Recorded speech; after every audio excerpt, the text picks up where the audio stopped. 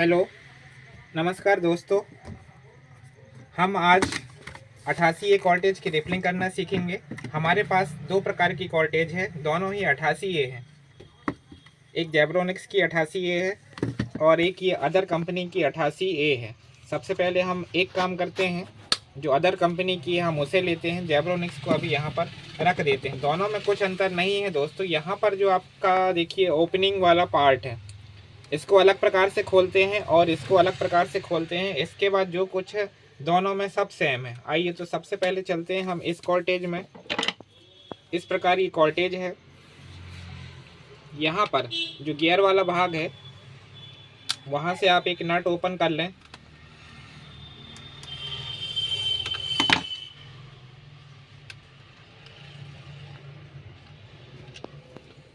और इनको एक जगह रखते जाएं। इसके बाद आपको कुछ नहीं करना है।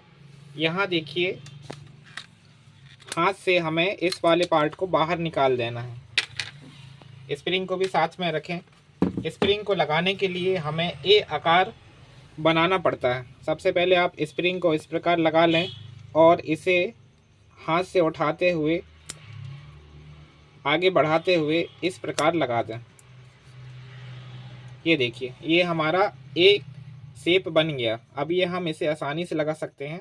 अब चूंकि हमें रिफिलिंग करना है इसलिए इस पार्ट को हम सबसे आखिर में लगाएंगे। इसके बाद आपको कुछ नहीं करना है दोस्तों। एक आपको दिख रहा है देखिए लॉक यहाँ पर, और दूसरा जो लॉक आपको दिख रहा है देखिए यहाँ पर, ये जो दिख रहा है आपको, हमें इसे निकालना है। इसे निकालने के लिए आपको कुछ नहीं करना है। कॉर्टेज के आधे हिस्से को आपको इस प्रकार पकड़ना है और दूसरे हाथ से आधे हिस्से को पकड़ना है और ये जो पार्ट है राइट वाला इसे हमें अपनी ओर खींचना है। ये देखिए मैंने अपनी ओर खींचा और ये जो इसके अंदर लॉक था देखिए ये आपको दिख रहा होगा बहुत आसानी से। ये देखिए ये जो लॉक है ना, ये आपको आसानी से दिख रहा है। इसे अपनी ओर खींचते हुए हम इसे दो भागों में अलग कर सकते हैं। अब ये हमारा रिफिलिंग वाला पार्ट हो गया, ये हमारा डस्टबिन वाला पार्ट हो गया। हमें कुछ नहीं करना है। सबसे पहले हम ड्रम को अलग कर लेते हैं।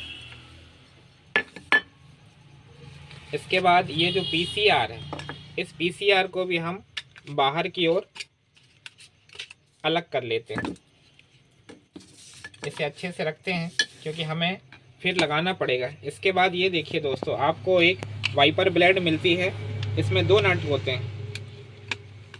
ये हमारा डस्टबिन है। जब हम फोटो कॉपी करते हैं तो जो डस्ट या काला पाउडर बच जाता है वो इसके नीचे सेफ होते जाता है। एक स्थिति आने के बाद ये पूरा भर जाता है। अगर पाउडर की क्वालिटी बहुत अच्छी है तो हमें डस्टबिन में पाउडर बहुत कम मिलेगा, और यदि पाउडर बहुत मोटा है तो हमें डस्टबिन में पाउडर की मात्रा ज़्यादा मिलेगी। कंडीशन चाहे जैसी भी हो, हमें पाउडर को फेंकना ही पड़ता है। 88A कॉर्टेज के बारे में आप जानते हैं कौन कौन से प्रिंटर में यूज होता है। HP का जो सबसे अच्छा प्रिंटर है 88A वाला वो 1136 है। आजकल ये M126 में काफ़ी यूज हो रहा है। छोटे प्रिंटरों में यदि आप जाएंगे तो 1007 में भी ये कॉर्टेज लगती है, क्योंकि आज की डेट में 1005 प्रिंटर के बंद होने के बाद से जो कॉर्टेज चलन में है वो 88A है। एक माइनस छोटा सा टूल्स लेकर हम इसको इस प्रकार उठा लेंगे। ये देखिए हमने इसे ऊपर उठा लिया है। अब हमें कुछ नहीं करना है। ये जो डस्टबिन होता है, डस्टबिन के अंदर जितना भी पाउडर होता है हमें इस प्रकार साफ कर लेना है। आप ब्लोवर का भी इस्तेमाल कर सकते हैं इस पार्ट को साफ करने में। मेरा तो सजेशन यही है कि आप इस पार्ट को साफ करने के लिए जितना आप झर्रा सकते हैं उसको एक ट्रे में झर्रा लें। इसके बाद आपको कुछ नहीं करना है, एक ब्लोवर लेना है और इस पार्ट को अच्छी प्रकार साफ कर लेना है। चलिए अब श्रृंखला में आगे बढ़ते हैं। ये जो वाइपर ब्लेड होती है इसे हमें अच्छी प्रकार से पोंछ लेना है। आप ब्लोवर से उड़ाने के बाद इसे अच्छी प्रकार से कपड़े से पोंछ लीजिए और इसको वापस लगा दीजिए। इसके जो दो नट होते हैं उनको वापस इसी में कस देते हैं। आपने डस्टबिन वाला पार्ट अब साफ कर लिया है। सिर्फ आपको क्या करना है कि यहाँ पर इसको कसना है। इसे हम कसते जाते हैं। ये हमारा वन साइड हो गया। एक लिमिट से ज़्यादा ये कसाएगा नहीं। और ये दूसरा नट इसका दूसरी तरफ।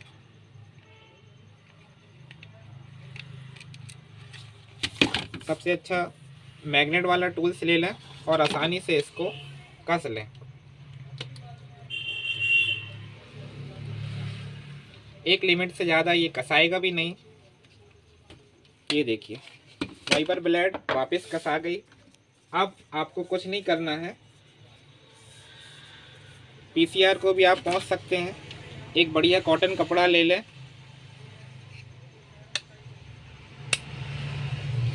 इसके बाद आप कुछ ना करें, ये जो ड्रम होता है ड्रम को भी वापस आपको बढ़िया पहुंच के लगा लेना है। ड्रम लगाने के लिए आपको कुछ नहीं करना है। ये देखिए यहाँ पर एक पार्ट ऑलरेडी लगा हुआ है और ड्रम के यहाँ पर भी देखिए आपको एक होल मिलेगा। इस होल से इस पार्ट को मिलाना है और धीरे धीरे धीरे धीरे आगे इसको खिसकाते जाना। ये आपका आधा पार्ट तैयार हो गया। अब हमारे पास दूसरा पार्ट है जिसमें हमें रिफिलिंग करनी होती है। हम इसे खोलते हैं, यहाँ पर एक नट लगा होता है, इसे इस प्रकार खोल लेते हैं। नट को व्यवस्थित रख दें। इसके बाद ये जो पार्ट होता है इसे हमें बाहर निकाल लेना है। ये देखिए ये है हमारी मैग्नेट रॉड और ये जो ब्लेड लगी हुई है इसे हम बोलते हैं डॉक्टर ब्लेड। यहाँ से हमें पाउडर डालना होता है। चूँकि आप किसी भी कंपनी का पाउडर इस्तेमाल कर सकते हैं और यहाँ पर डाल सकते हैं। मैं आपको डालकर तो नहीं दिखा रहा हूँ, बट आपको पूरा जो मैग्नेट रॉड है उसको साफ करके वापस फिट करके बता रहा हूँ। एक चीज़ और दोस्तों, जब भी आप किसी भी कंपनी का पाउडर लेते हैं रिफिलिंग करने के लिए, जिसको आप यहाँ से डालते हैं, इसका एक शॉर्टकट और भी हो सकता है। ये देखिए यहाँ पर एक लॉक होता है, इसको निकाल के भी आप यहाँ से पाउडर डाल सकते हैं। मेरा सजेशन और मेरा अनुभव ये कहता है कि आप इसे ऊपर से डालें। जब आप पाउडर ऊपर से डालते हैं तो ये पूरी प्रकार से फिल हो जाता है। अब आती है इस पार्ट की, तो ये पार्ट डॉक्टर ब्लेड कहलाता है क्योंकि ये पाउडर को फिल्टर करता है। पाउडर जब फिल्टर होता है तो वह हीटर में जाके चिपकता है और उससे हमारा प्रिंट आउट निकलता है। अब इन पार्टों को हमें साफ कर लेना है। ये छोटे छोटे पार्ट होते हैं। ये गियर है जो बहुत काम आता है। ये बुश, 2 बुश इसमें होते हैं, हम इनको भी साफ कर लेते हैं। जितना अच्छे से आप साफ कर सकते हैं उतना आप इसको साफ कर लें। हमारा उद्देश्य केवल आपको रिफिलिंग सिखाना है। इस प्रकार ये रख लिए। अब आपको कुछ नहीं करना है। ये जो मैग्नेट रॉड है इसका जो पाउडर है आपको इसको अलग कर देना है। ये जितना अच्छे से आप साफ कर सकते हैं कर लें, क्योंकि पाउडर हर कंपनी का थोड़ा ना थोड़ा कुछ अलग अलग होता है। इसीलिए क्या है कि हम दूसरी कंपनी का पाउडर जब यूज करते हैं तो हमें इसे पूरी प्रकार से साफ कर लेना चाहिए। इस प्रकार बढ़िया इसको साफ कर लें। इसका रिवार्ड तो हमें नहीं मिलता, लेकिन जब कस्टमर के प्रिंट अच्छे निकलते हैं तो वह हमें रिवार्ड देता है और हमारे पास जो रिफिलिंग है वो बार बार आनी शुरू हो जाती है। इसीलिए हमारा पहला कर्तव्य होता है कि हम इसे जितनी अच्छे से साफ कर सकें हमें साफ कर लेना है। अब देखिए इस वाले पोर्शन में आप कोई भी कंपनी का पाउडर डाल दीजिए। इसमें 88A कंपनी का पाउडर लगेगा। 88A, 36A, 78A, जितनी भी छोटी वोल्टेज है HP की उसमें आप 88A का पाउडर डाल सकते हैं। अब आपको कुछ नहीं करना है, वापस यहाँ से पाउडर डाल लें। इसके बाद आप बुश को इस प्रकार लगा लें।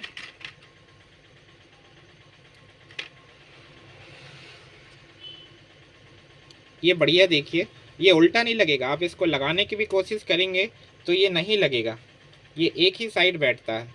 ये देखिए आपको मैं दूसरी तरीके से लगाने की कोशिश करता हूँ। ये देखिए ये जो गियर है हमने इसे दूसरी प्रकार से लगाने की कोशिश की है, लेकिन ये क्या पूरा बैठ नहीं रहा। देखिए ये वन साइडेड ही होता है। आप इस प्रकार इसे जैसे ही लगाते हैं ये सुव्यवस्थित रूप से अपनी जगह पे अरेंज हो जाता है। अब आपको कुछ नहीं करना है। देखिए ये जो मैग्नेट रॉड होता है ये देखिए ये पूरी प्रकार से गोल नहीं होती। इसका कुछ हिस्सा अर्धचंद्राकार से थोड़ा ज़्यादा होता है और इसका जो हिस्सा होता है जहाँ पर ये फंसता है ये भी पूरा गोल नहीं होता। ये भी थोड़ा सा देखिए सर्किलमय होता है। ये इस प्रकार से ओवरलैप होता है, एक इस प्रकार और एक इस प्रकार। इस प्रकार ये ओवरलैप होके एक गोल बन जाता है। तो हमें ये ध्यान देना पड़ता है कि ये किस ओर है और इसका अपोजिट सिरा किस ओर है, हमें मिलाना होता है।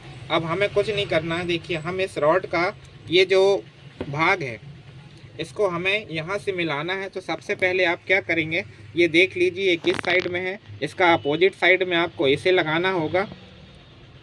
इस प्रकार इसको आप फिट कर दीजिए। ये देखिए ये जब पूरा फिट हो जाता है तो जो बुश वाला भाग है वो लेफ़्ट साइड आपका पूरी तरीके से आ जाता है। अब आपने रिफिलिंग कर दिया, बढ़िया पाउडर डाल दिया। एक चीज़ और दोस्तों, आप जिस भी कंपनी का पाउडर डालें अच्छी बात है, लेकिन जो पाउडर का डब्बा होता है उसे कम से कम 2 से 3 मिनट अवश्य हिलाना चाहिए, क्योंकि जैसे ही आप इसको हिलाते हैं जो पाउडर होता है वो चार्ज हो जाता है और एवरेज बहुत अच्छा देता है। ये देखिए यहाँ पर देखिए ये जो गियर वाला भाग है ये यहाँ पर फिट हो चुका है। फिट होने के बाद हमें इसे इस प्रकार घुमा लेना है। अब कुछ नहीं करना है, हमें यहाँ पर एक नट हमें कस देना है। ये बढ़िया कसा गया, इसमें ज़्यादा समय नहीं लगेगा। अब आपके देखिए दोनों ही भाग रेडी हो चुके हैं। इसमें आपने रिफिलिंग कर लिया, ये वाला भाग आपका रेडी हो गया। अब आपको कुछ नहीं करना है। जब हमने इसे खोला था तो इसे हमने अपनी ओर पुश किया था, लेकिन अब जब हम इसे लगा रहे हैं तो हम आरी जो अपोजिट साइड है वहाँ पर इसे पुश करेंगे। देखिए ये है इस प्रकार, यहाँ से आपको इस प्रकार लेना है। ये देखिए अब यहाँ पर आप देखिए, यहाँ पर आपको ये थोड़ा अंदर दिख रहा है। जैसे ही मैं इसको पुश करूँगा अपोजिट साइड में ये बाहर की ओर आ जाएगा। ये देखिए अब ये बाहर की ओर आ चुका है। अब हमें कुछ नहीं करना है, इस स्प्रिंग को सीधा कर लीजिए। एक पार्ट जो हमने सबसे पहले निकाला था ये देखिए ए वाला, हमें इस पे सीधे सीधे लगा देना है। अब ये वाला जो फ्लिप है हमें इस प्रकार करना है, और ये जो ए आकार का था देखिए स्प्रिंग, इसको धीरे से हमें इस प्रकार छोड़ देना है। अब ये क्या होगा, ये इस प्रकार से कॉर्टेज फ्लिप होना शुरू हो जाएगी। अब आपको एक नट जो सबसे पहले हमने निकाला था उसको कस देना। ये आपका बढ़िया नट भी कसा गया। अब इसके बाद ये जो स्प्रिंग होती है इसे हमें सीधा करना रहता है। हम इसे अभी सीधा करते हैं, इसे हम सीधा कर देते हैं। ये देखिए आपको यहाँ पर स्प्रिंग दिखाई दे रही है, इसको हम यहाँ पर सीधा कर देते हैं। ये बढ़िया क्या है आपकी सीधी हो गई, ये बढ़िया एकदम सीधी हो गई। अब कॉर्टेज की रिफिलिंग करने के बाद आपको इस ड्रम को आगे की ओर इस प्रकार घुमाना दोनों हाथों से। ये बाकायदा घूम रहा है। अगर ड्रम घूम रहा है इसका अर्थ ये है कि पेपर नहीं फंसेगा प्रिंटर के अंदर। तो ये एक प्रकार की कॉर्टेज हमने आपको बता दी। अब देखिए हमारे पास ये दूसरी प्रकार की कॉर्टेज है, इसमें लॉक दूसरे प्रकार के हैं। इस प्रकार की लॉक है, देखिए इसको हमें पहले खोलना पड़ेगा। इसको खोलने के लिए आप कोई भी इस प्रकार का छोटा माइनस वाला पेंचकस यूज कर सकते हैं। इसको खोलने के लिए आपको ये देखिए यहाँ से आपको फंसाना है, जगह दी हुई है, इसको इस प्रकार से निकालना है। इस प्रकार से आप इसको निकाल सकते हैं, इसको निकालते जाइए।